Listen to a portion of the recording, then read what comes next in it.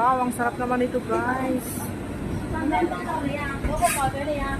Sarap. Oh, yummy. Grabe. Ayan, oh, gumagalaw-galaw pa sila. Ayun, ini-scoop ni Grandma. Wow.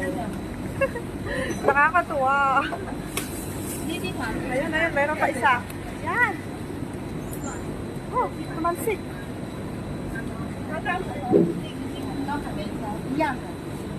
Yan, dito tayo sa market ngayon, sa Jordan. Ayan. Ang dami, fresh na fresh sila. Tapos pati itong mga shrimp nila. Kaso nga lang, napakamahal ng shrimp dito sa Hong Kong, guys. Mas mura dyan sa Pilipinas.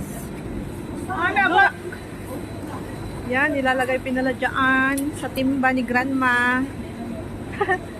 Opo, ha?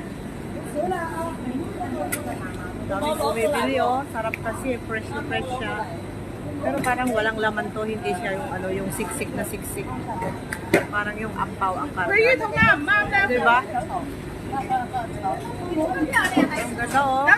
Ayun, ayun. Gumagalaw siya. So yummy. Parang gusto ko magulang ng ganito.